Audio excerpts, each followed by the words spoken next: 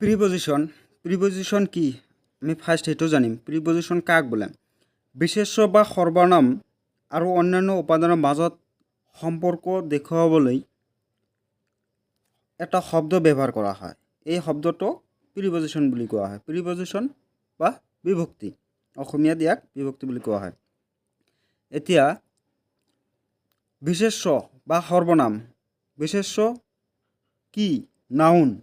নাউনটো কি? নাউন হৈছে বাক্যৰ এনে এটা শব্দ যিয়ে মানুহৰ নাম নাইবা ঠাইৰ নাম নাইবা জীৱ জন্তুৰ নাম, বস্তুৰ নাম আদি নামাকৰণ কৰে। এইবোৰ হ'ল নাউন। যেনেকুৱা মানুহৰ নাম যিকোনোৱে হওক, এইটো নামটো উল্লেখ থাকিব লাগিব, এইটো হ'ল নাউন। ঠাইৰ নাম, জীৱ জন্তুৰ নাম, বস্তুৰ নাম, মানে যিকোনো বস্তুৰ নাম যেনেকুৱা কলম, বহী, কিতাপ, এইবোৰ। আৰু প্ৰনাউনটো হ'ল নাউনৰ সলনি ব্যৱহাৰ হোৱা শব্দ। নাউনৰ সলনি ব্যৱহাৰ হোৱা এটা শব্দ। ইয়াৰ এক্সাম্পল কি হ'ব প্ৰনাউনৰ? এনেকুৱা মই, তাই, তেওঁ, তুমি, আমি, এইবোৰ হ'ল প্ৰনাউন। আৰু কিছুমান প্ৰনাউন আছে প্ৰশ্নবোধক সৰ্বনাম। এইবোৰ হ'ল কোন, নাইবা কি, ক'ত, কেতিয়া, কিয়। ইংৰাজীত যদি কোৱা হয় হু, হোৱাট, হুৱেন, এইবোৰ। যেনেকুৱা ৰাহুলে খেলি আছে, ৰাহুল ইজ প্লেয়িং। ইয়াতে ৰাহুল নামটো আছে, মানুহৰ নামটো আছে ৰাহুল। চ' ৰাহুলটো হ'ল নাউন। আৰু যদি আমি কওঁ হি ইজ প্লেয়িং, তেওঁ খেলি আছে, ইয়াতে কোনো মানুহৰ নাম নাই, তেওঁ খেলি আছে, তেওঁ সেইটো কি হ'ব? নাউনৰ সলনি এইটো ব্যৱহাৰ হৈছে, এইটো হ'ল প্ৰনাউন। প্ৰনাউন আৰু অন্যান্য উপাদানৰ মাজত সম্পৰ্ক দেখুৱাবলৈ ব্যৱহাৰ কৰা এটা শব্দ। যেনেকুৱা কিতাপটো টেবুলৰ ওপৰত আছে, the book is on the table. এতিয়া দ্য বুকটো হ'ল নাউন। এতিয়া আৰু অন্যান্য উপাদান আদাৰ এলিমেণ্টছটো কি হ'ল? The table. এই কিতাপটো আৰু টেবুলৰ মাজত এটা সম্পৰ্ক স্থাপন কৰিছে। কোনটো এইটো? অন। দ্য বুক ইজ, কিতাপটো আছে, অন, ওপৰত, দ্য টেবুলৰ ওপৰত আছে। এতিয়া যিটো অন ব্যৱহাৰ হৈছে, এই অনটোৱে হ'ল প্ৰিপজিশন। যেনেকুৱা the pen is in my pocket. The পেনটো হ'ল নাউন, ইজ আছে, ইন মাই পকেট, মোৰ পকেটত আছে। ইন যিটো হৈছে সেইটো হ'ল প্ৰিপজিশন। এতিয়া আমি এটা বস্তু চাওঁ, Rahul is on the right side. ইয়াতে ৰাহুল আৰু দ্য ৰাইট চাইডক এটা সম্পৰ্ক স্থাপন কৰিছে। কি? এইটো হ'ল অনটো হ'ল প্ৰিপজিশন। এতিয়া আমি যদি কওঁ Rahul is at the right side, এতিয়া এটটো এটা প্ৰিপজিশন ইউজ হৈছে। এতিয়া এই দুটা আমি কেনেকৈ জানিম? Rahul is on the right side মানে হ'ল ৰাহুল সোঁফালে আছে, আৰু Rahul is at the right side. Rahul সঠিক ফালে আছে, মানে তাৰ দৃষ্ট সঠিকভাৱে আছে। এতিয়া একে চেণ্টেন্সত অন আৰু এট ব্যৱহাৰ হৈছে। আমি কেতিয়া অন ব্যৱহাৰ হয়, কেতিয়া এট ব্যৱহাৰ হয়, সেইবোৰ আমি নিয়মকেইটা চালে গম পাম। আৰু প্ৰিপজিশনবোৰক আমি বিভিন্ন ভাগত ভাগ কৰিব পাৰি। ইয়াৰে আমি দুটা ভাগ আমি ল'ম। এটা হ'ল চিম্পল প্ৰিপজিশন। চিম্পল প্ৰিপজিশন কি? মানে ইয়াত এটা শব্দ থাকিব। এক্সাম্পল মই কওঁ, at, in, by, on, with, from, after, আৰু এটচেট্ৰা। আৰু কম্পাউণ্ড প্ৰিপজিশন আমি দুটা ল'ম, আৰু এটা হ'ল চিম্পল আৰু আনটো হ'ল কম্পাউণ্ড। কম্পাউণ্ড প্ৰিপজিশন হ'ল এটাতকৈ অধিক শব্দ থাকিব, এটাকৈ অধিক শব্দৰে গঠিত। এক্সাম্পল যেনেকুৱা আছে ইনটু, অনটু, উইথিন, উইথআউট, আপন, ইনচাইড, আউটচাইড আদি। এতিয়া আমি চিম্পল প্ৰিপজিশ্যন আৰু কম্পাউণ্ড প্ৰিপজিশ্যনৰ নিয়মকেইটা চাম। কোনটো ক'ত কেনেকৈ বহিব সেইবোৰ বস্তু আমি চাম। এট আৰু অন, এটটো ক'ত বহিব আৰু অনটো ক'ত বহিব।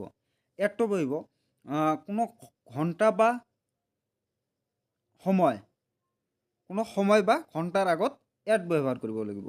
আৰু অনটো ক'ত ব্যৱহাৰ কৰিব লাগিব, তাৰিখ, দিন বা বাৰ, তাৰিখ, দিন বা বাৰৰ আগত এট ব্যৱহাৰ কৰিব লাগিব। যেনেকুৱা আছে, মই সদায় ৰাতিপুৱা 6 বজাত উঠো। I always get up at 6 o'clock in the morning. At 6 o'clock মানে 6 o'clock, 6 o'clock কি বুজাইছে, সময় বুজাইছে, ঘণ্টা বুজাইছে, সেইটোৰ আগত এট ব্যৱহাৰ কৰা হৈছে। আৰু বাকী যিটো কি আছে, অন আছে, অনটো কেতিয়া ব্যৱহাৰ হ'ব, তাৰিখ, দিন বা বাৰ বুজালে, তাৰিখ, দিন বা বাৰ বুজালে। যেনেকুৱা আছে, I shall go' on Monday next, মই অহা সোমবাৰত যাম। I shall go' on Monday next, তেওঁ অহা সোমবাৰে আহিব। He will come on Monday next. অনটো যিটো ব্যৱহাৰ হৈছে এইটো দিন বা বাৰৰ আগত ব্যৱহাৰ হৈছে। যেনেকুৱা তাৰিখৰ আগত যদি ব্যৱহাৰ হয়, যেনেকুৱা আমাৰ পৰীক্ষা 20 তাৰিখত 20 মাৰ্চত আৰম্ভ হ'ব। Our examination will start on 20 March. 20 তাৰিখত 20 মাৰ্চত আমাৰ পৰীক্ষা আৰম্ভ হ'ব। এতিয়া এট আৰু ইন, এট ক'ত ব্যৱহাৰ হ'ব আৰু ইন ক'ত ব্যৱহাৰ হ'ব। গাঁও, সৰু নগৰ, দোকান, হোটেল, ষ্টেচন, চিনেমা, মন্দিৰ আদিৰ আগত এট। গাঁও, ভিলেজ, সৰু নগৰ, স্মল চিটি, দোকান, শ্বপ, হোটেল, ষ্টেচন, চিনেমা, মন্দিৰ আদিৰ আগত এট ব্যৱহাৰ হ'ব। আৰু ইনটো ক'ত ব্যৱহাৰ হ'ব, ইয়াতকৈ অলপ ডাঙৰ, যেনেকুৱা জিলা, ৰাজ্য, দেশ, ডাঙৰ চহৰ আদিৰ নামৰ আগত ইন বহিব। যেনেকুৱা আছে, ৰমেশ গুৱাহাটীত থাকে, ৰমেশ গুৱাহাটীত থাকে, ৰমেশ লিভ ইন গুৱাহাটী, গুৱাহাটীটো হ'ল ডাঙৰ চহৰ, চ' তাৰ আগত ইন ব্যৱহাৰ হৈছে। আছে, আমি যোৰহাটত বাস কৰোঁ, we live at Jorhat. At Jorhat কি হৈছে, যোৰহাট এটা সৰু নগৰ। আৰু যদি কওঁ আমি যোৰহাট জিলাত বাস কৰোঁ, যোৰহাট জিলা, we live in the district of Jorhat, we live in the district of Jorhat. মানে ইয়াতে জিলাৰ নামটো উল্লেখ কৰা আছে, চ' সেইকাৰণে জিলা, ৰাজ্য, দেশ ইয়াৰ নামৰ আগত ইন ব্যৱহাৰ কৰিব লাগিব। So' we live in the district of Jorhat. এতিয়া আৰু এটা এক্সাম্পল লৈ মন কৰা, শংকৰদেৱ নগাঁও জিলাৰ বৰদোৱাত জন্মগ্ৰহণ কৰিছিল। শংকৰদেৱা ৱাজ বৰ্ণ ডেছ বৰদোৱা ডেছ the district of Nagaon. Sankardeva was born Bordowa, Bordowa এটা সৰু ঠাইৰ নাম, নাইবা এটা গাঁৱৰ নাম হ'ব, ইয়াৰ আগত এট বহিব। Then Sankardeva was born at Bardowa in the district of Nagaon. In আৰু এট দিনটোৰ ভিতৰত এটা ট্ৰিক্স মই জনাই দিম।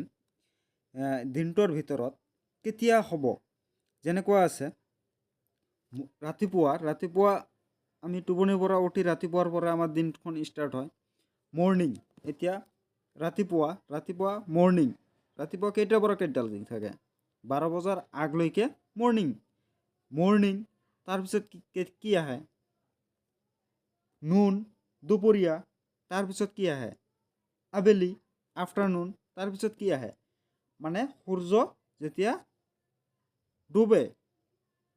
ডুবাৰ সময়টোকত কি বোলে, দোকমোকালি।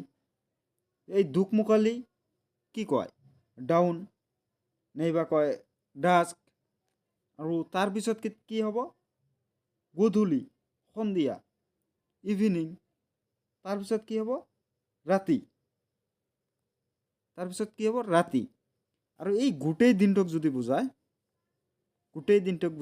তেন্তে গোটেই দিনটো হ'ল ডে এতিয়া আমি ইয়াৰ পৰা চাম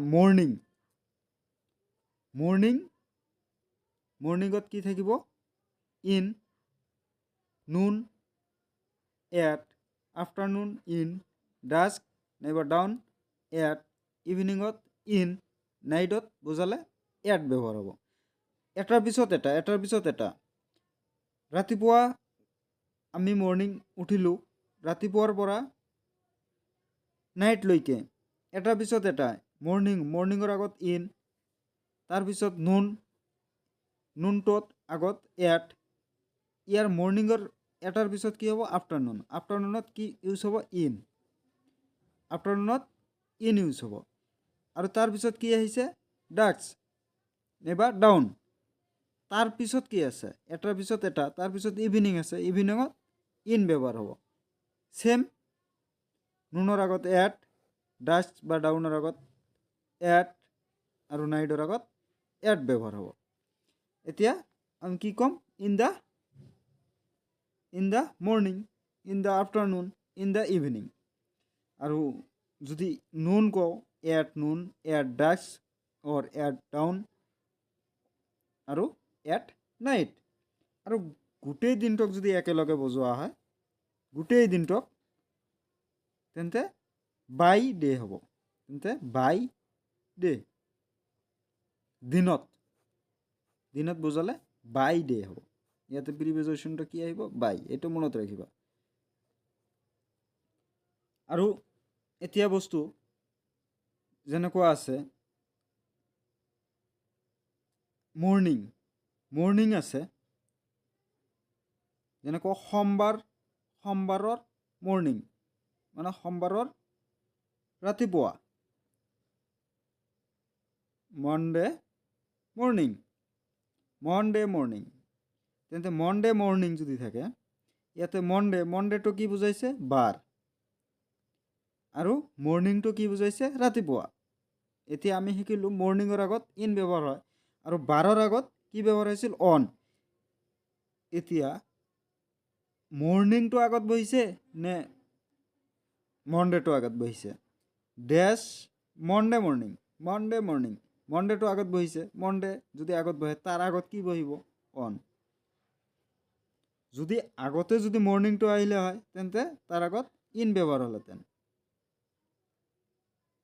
এতিয়া মনডে আগত আহিছে সেইকাৰণে তাৰ আগত অন ব্যৱহাৰ হৈছে আৰু এট প্ৰথমত নাইবা শেষত বুজালে এট ব্যৱহাৰ হ'ব এট ফাৰ্ষ্ট আৰু সৰ্বশেষত মানে লাষ্টত বুজালে এট লাষ্ট তাৰ আগত কি প্ৰিপজিশ্যন আহিব এট এট আৰু ইন ক'ত বহে আমি জানিলোঁ এতিয়া আমি শিকিম অন আৰু বাই অন ক'ত ব্যৱহাৰ হ'ব আৰু বাই ক'ত ব্যৱহাৰ হ'ব আমি যদি কোনো যান বাহনেৰে ভ্ৰমণ কৰা বুজায় তেন্তে তাৰ আগত বাই হ'ব আৰু যদি খোজকাঢ়ি ভ্ৰমণ কৰা বুজায় তেন্তে তাৰ আগত অন ব্যৱহাৰ হ'ব যেনেকুৱা মই বাছেৰে স্কুলত যাওঁ I go to school by bus এতিয়া আমি শিকিম ইন অন আৰু টু এই তিনিটা বস্তু ক'ত বহিব এই তিনিটা বস্তু ইম্পৰ্টেণ্ট হয় ইন অন আৰু টু ইনটো ক'ত ব্যৱহাৰ হ'ব অনটো ক'ত ব্যৱহাৰ হ'ব আৰু টুটো ক'ত ব্যৱহাৰ হ'ব ইন ক'ত যেতিয়া মানে এটা এক্সাম্পল দিওঁ যেনেকুৱা Guwahati is in the Assam মানে গুৱাহাটীটো অসমৰ ভিতৰত আছে ভিতৰত বুজালে ইন আৰু সীমাত বুজালে অন আৰু যদি বাহিৰত বুজায় তেন্তে টু ব্যৱহাৰ হ'ব ভিতৰত বুজালে ইন সীমাত বুজালে অন আৰু যদি বাহিৰত বুজায় তেন্তে টু ব্যৱহাৰ হ'ব যেনেকুৱা গুৱাহাটী ব্ৰহ্মপুত্ৰ নদীৰ পাৰত, মানে সীমাত বুজাইছে। গুৱাহাটী ব্ৰহ্মপুত্ৰ নদীৰ পাৰত, সীমাত বুজাইছে। গুৱাহাটী ইজ অন দ্য, যেনেকুৱা চীন ভাৰতৰ উত্তৰত, চীন ভাৰতৰ উত্তৰত, মানে উত্তৰত মানে ভাৰতৰ এইটো কি বাহিৰত। China is to the north of India. এতিয়া আমি শিকিলোঁ ইন, অন আৰু টু। ইন, অন আৰু টু ক'ত ক'ত ব্যৱহাৰ হয়। ইন মানে ভিতৰত, অন সীমাত, আৰু টুটো হ'ল বাহিৰত। এতিয়া আমি শিকিম অন আৰু অভাৰ। অন আৰু অভাৰ। অনটো ক'ত ব্যৱহাৰ হ'ব আৰু অভাৰটো ক'ত ব্যৱহাৰ হ'ব। অন আৰু অভাৰ দুয়োটাই ওপৰত থকা বুজায়, দুয়োটাই ওপৰত থকা বুজায়। যেনেকুৱা কিতাপটো টেবুলৰ ওপৰত আছে, কিতাপটো টেবুলৰ ওপৰত আছে। সূৰ্যটো আমাৰ মূৰৰ ওপৰত, সূৰ্যটো আমাৰ মূৰৰ ওপৰত। এতিয়া দুয়োটাই যদি ওপৰত থকা বুজায়, অন ক'ত ব্যৱহাৰ হ'ব আৰু অভাৰটো ক'ত ব্যৱহাৰ হ'ব। অনটো ব্যৱহাৰ হ'ব, অনটো যদি লাগি থাকে যিকোনো বস্তুৰ ওপৰত, এটা বস্তু, যিকোনো এটা বস্তু আন এটা বস্তুৰ ওপৰত যদি লাগি থাকে তেন্তে তাৰ আগত অন ব্যৱহাৰ হ'ব। আৰু যদি লাগি নাথাকে তেন্তে তাৰ আগত অভাৰ ব্যৱহাৰ হ'ব। যেনেকুৱা আছে কিতাপটো টেবুলৰ ওপৰত আছে, কিতাপটো টেবুলৰ ওপৰত, ই কেতিয়াও লাগি নাথাকে, ই লাগি থাকিবই। যদি লাগি নাথাকে ওপৰত বুজায় তেন্তে অভাৰ বুজাব, আৰু যদি লাগি থাকে তেন্তে অন ব্যৱহাৰ হ'ব। তেতিয়াহ'লে the book is on the table, যিহেতু কিতাপটো টেবুলৰ ওপৰত লাগি আছে, আৰু সূৰ্যটো আমাৰ মূৰৰ ওপৰত। The sun is over our head. এতিয়া বুজি পালে অন আৰু অভাৰ। অন আৰু অভাৰ ক'ত ব্যৱহাৰ হ'ব। অন মানে ওপৰত বুজাব, অভাৰ মানে ওপৰত বুজাব। অনটো যদি কিবা বস্তুৰ ওপৰত থাকে, যদি লাগি থাকে তেন্তে তাৰ আগত অন ব্যৱহাৰ হ'ব। আৰু যদি অভাৰটো যদি লাগি নাথাকে, ওপৰত আছে কিন্তু লগা নাই, তেন্তে তেতিয়া তাৰ আগত অভাৰ ব্যৱহাৰ হ'ব। যেনেকুৱা চৰাইবোৰ দলংটোৰ ওপৰত উৰি আছে, লাগি আছে নেকি চৰাইবোৰ, চৰাইবোৰতো লাগি নাই। The birds R flying over the bridge, the birds R flying over the bridge. ইয়াত অভাৰ বহিছে। যদি আমি কওঁ চৰাইবোৰ দলংটোৰ ওপৰত বহি আছে, চৰাইবোৰ দলংটোৰ ওপৰত বহি আছে। The birds R cheating on the bridge, the birds R cheating on the bridge. এতিয়া অন আৰু অভাৰ, অন আৰু অভাৰ আমি বুজি পালোঁ। অন মানে লাগি থাকিব আৰু অভাৰ মানে লাগি নাথাকিব। দুয়োটাই ওপৰত থকা বুজাব, কিন্তু দুয়োটাই বেলেগ বেলেগ সেন্টেন্স হিচাপে ইউজ হ'ব। এতিয়া আমি গম পালোঁ অন আৰু অভাৰ। অন আৰু অভাৰ ক'ত ক'ত ব্যৱহাৰ হয়, কোন সেন্টেন্সত ব্যৱহাৰ হ'ব। এতিয়া আমি বেলেগ দুটা প্ৰিপজিশ্যন চাম, বিটুইন আৰু এমং। বিটুইন মানে কি, বিটুইন মানে মাজত বুজায়, আৰু এমং মানেও মাজত বুজায়। বিটুইন আৰু এমং মাজত বুজায়। কোনটো সেন্টেন্সৰ মাজত বুজাব, কেনেকৈ বুজাব সেইবোৰ চাম। বিটুইন মানে দুজনৰ মাজত যদি বহায়, দুজনৰ মাজত থাকে, এটা বস্তু দুটা বস্তুৰ মাজত আছে, তেন্তে কি হ'ব, বিটুইন হ'ব। যেনেকুৱা মই ৰাবি আৰু আব্দুলৰ মাজত আছোঁ, মই ৰাবি আৰু আব্দুলৰ মাজত আছোঁ। I am between Rabi and Abdul. তেওঁ ৰহিম আৰু কৰিমৰ মাজত বহি আছে, তেওঁ ৰহিম আৰু কৰিমৰ মাজত বহি আছে। ৰহিম আৰু কৰিম দুজনৰ মাজত কোন বহি আছে, তেওঁ বহি আছে। He is cheating between Rahim and কৰিম। এতিয়া এমংটো কেতিয়া হ'ব, দুজনতকৈ বেছি মানুহৰ মাজত বহি থকা বুজালে এমং ইউজ হ'ব। যেনেকুৱা he is cheating among the students, he is cheating among the students. Students ছাত্ৰ ছাত্ৰীবোৰৰ মাজত তেওঁ বহি আছে। হি ইজ চিটিং, তেওঁ বহি আছে among the students. So' between আৰু এমং প্ৰিপজিশ্যন দুটা আমি গম পালোঁ ক'ত কেনেকৈ ইউজ হ'ব। So' this is my first part. So' wait for next part. Please subscribe to my channel.